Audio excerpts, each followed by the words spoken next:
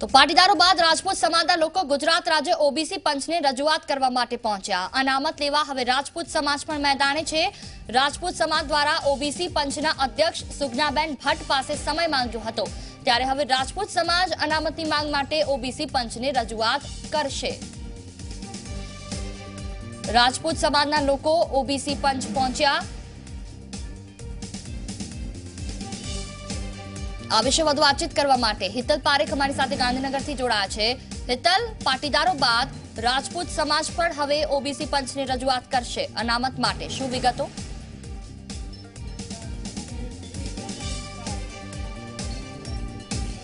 जी ચોક્કસ પાટીદાર સમાજ બાદ હવે રાજપૂત સમાજ પહોંચ્યો છે ઓબીસી પંચની કચેરીએ જ આપણે અહીંયા અત્યારે હાજર છે। આ જે માહોલ છે એ આપ જોઈ શકો છો, મહિલાઓ પણ પૂરતી સંખ્યામાં રાજપૂત સમાજનું પ્રતિનિધિત્વ કરતી અહીંયા આવી છે અને આપણી સાથે કેટલાક રાજપૂત સમાજના આગેવાનો પણ જોડાયા છે। ખાસ કરીને આજે તમે જે સમયે પહોંચ્યા છો એ સમયમાં એવું છે કે મહારાષ્ટ્ર સરકાર દ્વારા વિધાનસભામાં ખરડો પણ પસાર કરી દેવામાં આવ્યો છે, એના પરિપ્રેક્ષમાં, કારણ કે એ અનામતના પરિપ્રેક્ષની જ ઘટના છે। આપ કેવી રીતે જોવો છો એને? ગુજરાત સરકાર બી જે બિન અનામતમાં જે લોકો છે એ લોકોનો સમાવેશ કરી શકે ખરડો પસાર કરીને।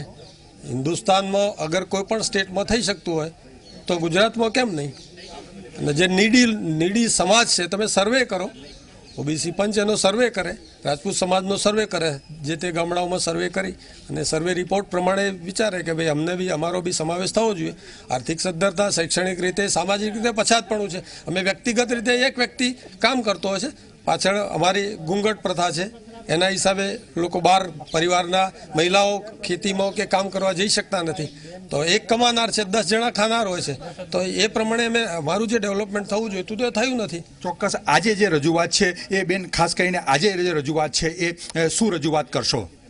આજે અમે રાજપૂત સમાજના ઓબીસીમાં માંગણી આપવા માટે રજૂઆત કરવા આવ્યા છીએ કે લોકશાહી છે ભારત દેશમાં, તો દરેકે દરેક જ્ઞાતિને ન્યાય આપવો જોઈએ એવું અમારું રાજપૂત સમાજનું કહેવું છે। કારણ કે અમારી જમીન ગણોદ્ધારામાં ગઈ, રાજપૂત સમાજ વર્ષોથી રક્ષા જ કરતો આવ્યો છે અને રક્ષાના બદલામાં એને જમીન મળતી હતી, એ જમીન પણ ગઈ છે અને હવે અભ્યાસમાં પણ અનામતની આંધી એને સળગાવી રહી છે, તો એ બાબતમાં પણ અમારા વિદ્યાર્થીઓ પાછા પડી રહ્યા છે। તો દરેક જગ્યાએ અમને ન્યાય નથી મળતો, એટલા માટે અમે આજે આ ઓબીસીમાં સમાવેશ કરવા માટે માગણી કરવા માટે આવ્યા છીએ।